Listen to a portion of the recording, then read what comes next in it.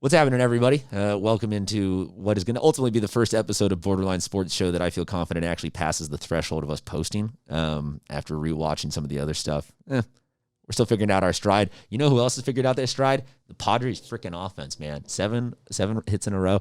As of us taping this right now, it is the day after us beating the ever-loving snot out of the Arizona Diamondbacks. I am Christian Pedersen. Bodie De Silva and David Ring are also joining me to talk about just what are we talking about? We're injured as hell on the pitching side, but we're starting to hit. Are we flipping who we are as a team into just a juggernaut now? I'm confused. That's a good question. Yeah, I mean, injuries are certainly disappointing, but I just have to think that things will average out as it goes along. Exciting to see the hitters get it going yesterday because it seemed like those Dodgers series just take so much out of them and the Dodgers. I mean, they lost their first two to the Reds in that next series, so those are long games. Luckily, don't see them till the middle of June. So get some other opponents. But the division looks really good. Giants are coming into town and great pitching so far. So it doesn't get easier, but another off day as they get ready for that. Was that last game 5 hours? Seemed like it. I think it was. No, I'm not joking. It was like a 5-hour game. What I saw yesterday was a bunch of Padres players that contributed that are going to need to contribute in the future. The player we got, Kim, in the offseason, had a couple doubles yesterday. Mateo had his first home run. I just think that's a big, we need to be able to give guys day off. I need to be able to rest a Tommy Pham right now and let Jorge Mateo play. We need to be able to give guys that day off so that through this 162-game season, that they're ready to go. And we have the depth that we've never had before. We've got players that do damage off the bench and aren't just like role guys. These are guys that would start on other teams, and I've never seen that in the past. Like if you look at Mateo would start on another team for sure. Kim would start on a lot of teams at second base. And I think, looking forward into the future here, hopefully that will give a chance for Tatis to take days off here, and hopefully some guys can kind of mix in up the middle. But it's good to see Paddock pitching better, I think. No. Hopefully. No. Maybe. Dude. Maybe. One more inning of Chris Paddock is too many more innings of Chris Maybe. Paddock. He can keep it going. I don't disagree, No, but what's the replacement?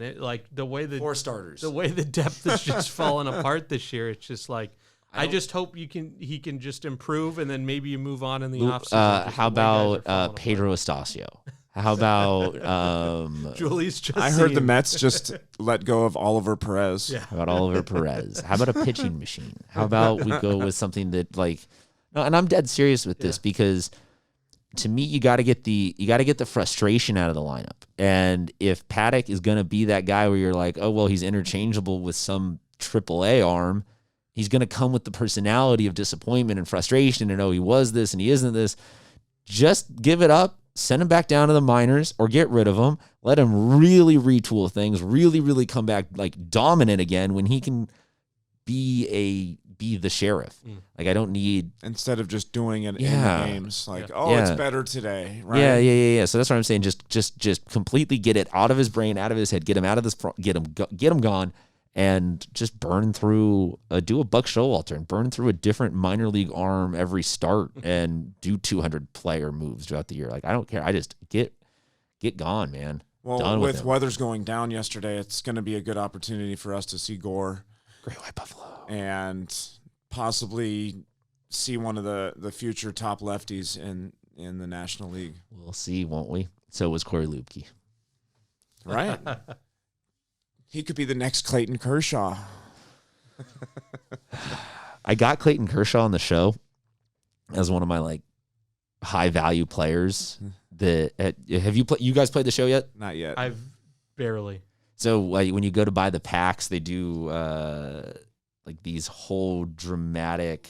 Yeah. As you're opening opened some packs and. So have you designed my uniform. the ones though where it goes to black and the light shines? Okay, I got Clayton Kershaw as my first one of those, and I'm like, no. Even in a video game, man, this stinks. What the hell? San Diego Studios delivers me Clayton Kershaw. So I had to sell that real fast.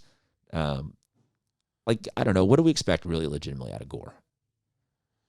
I expect him to kind of do what Weathers did, which is every once in a while come in, dominate, be off every once in a while too. But like, he's got the dominating stuff. I think he needed to spend a little bit more time down for sure. But I mean, he's the type of guy that you've got to give him a chance so he can start to sniff it a little bit and start to feel what it's like. And then if he's not doing well, you can send him back down. But he'll do fine. He'll come up and just pitch him against the Diamondbacks. No, I agree at this point. It's clear the stuff's there, whether the command is still missing. It's not that he's been hurt or there's anything about the velo not being there. Like, I think that stuff will be fine. If he's a little wild, then I think you deal with it. But at this point, I think it's time to give him a chance. Is this the calmest you guys have ever been in third place, or are we low-key stressed about how good the Giants are this year? And well, that's what we got on Friday, right? So that's what I'm trying to figure out, because Yeah. either I'm looking at this and we're 2.5 games back and we're 20 or 30 games in. I'm like, great. Yeah. Like this is hell. This is heaven on earth. This is awesome. You But look at, I mean, the days of guys we've had on the IL leads the league. Like, I'm still calm about it. I trust that there's so much depth in the offense and throughout the lineup. where does Nola go? Does he end up just being the rover, kind of giving, like Dave said, just those days off, or does he go back to catcher and get Caratini's legitimate? still going to play, man. Yeah, Caratini. Well, so that's what I'm saying. He's This isn't a legit. flip flop with him and Campusano where they can, we'll just No, interchange it. Like, Caratini's I- going to be in. Yeah. I think it's going to be, in terms of catching, we know that Caratini's the guy when Darvish is going to be on the mound. But I think it'll be pretty close to 50-50 Really? playing.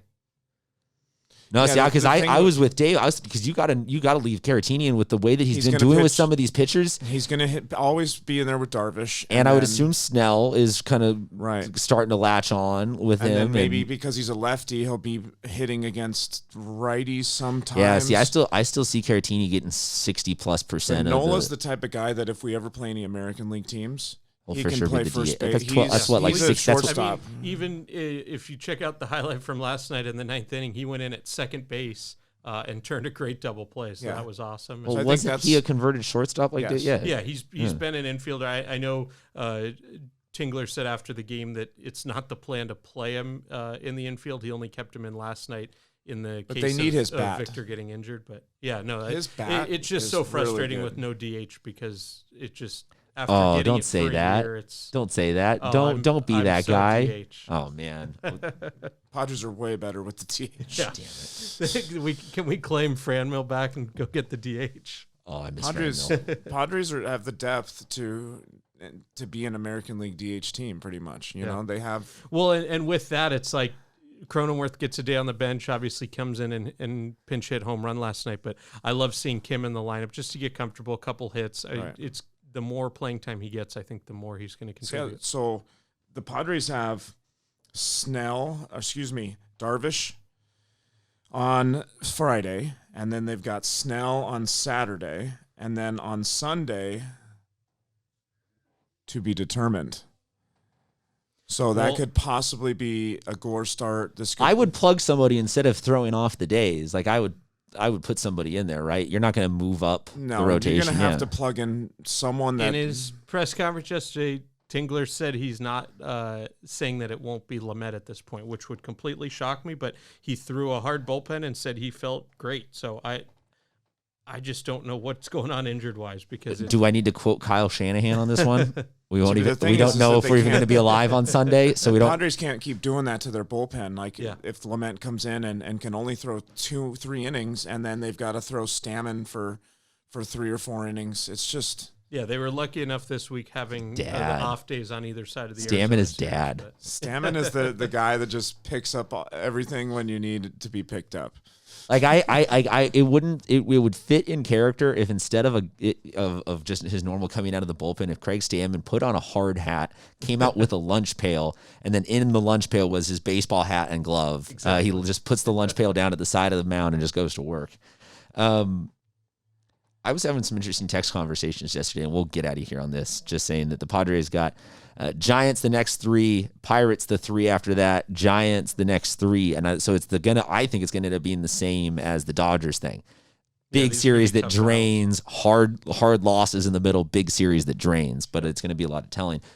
We're talking about shortness on the pitching depth in the starting rotation. I see this team, though, as get us to the playoffs, just cut it down to 3 or 4 starters anyway. And if you're going to make moves at the deadline, go get like 2 huge bullpen mercenaries. No, I don't if you can line up in a playoff series with Darvish, Snell, Musgrove, and maybe you have to have a fourth at some point. That is either giving Lamet a whole bunch of time to get healthy for it, or Weathers, or someone, or Morejon, or anybody coming back. No, I would definitely focus. Done. Yeah, a couple bullpen arms, and then maybe there's an intriguing bat guy. No. Don't. No, see, I say the. I don't know. If you can say that I'm saying on this show or not. Like a bench guy, whether like last year was a Mitch Moreland, a guy like that a team wants to get rid of mid-season that's available. I would take a guy. I'm too much into the team voodoo and chemistry of like you don't mess with it if it's working. Well, anything else before we get out of here? They traded half the team at the break, and it didn't work. We didn't win the World Series. And Manny Margot and Hunter Renfroe were one bad managerial decision away from winning a World Series. Just getting Cronenworth for Manny Margot might be one of the best trades of all time. All time. Yeah, to think he was the. Well, what other good too. trades do Padres have in their history? But just like trading. Jeez, that's a good one. I got to trading a player for a player, and then getting a major league starting second baseman that can do it all. So, Bodie, that'll be your homework for the week. Yeah, see if Dave's right. That would be come back next time with what do you think's the best trade in Padres history? Deal. Thanks for bringing that up. I like it. You can follow Bodie at SD Preps. I am at Mr. CPED. Dave is David Ring 4 or DR Player Development, depending on what social media you're on. This is just a little side thing that we got going on with the Padres because we love the Padres and we can talk a little bit more freely. We will talk to you the next time we talk to you. What do we end with? Keep the faith. Do we want to do a Padres thing? Friar faith. Do we have a slogan as a Padres fan base? Like, do we have an official hashtag? Like, what are we? I think there is one this year. See if I can. That'll be your other homework for the week. We'll talk to you later, guys.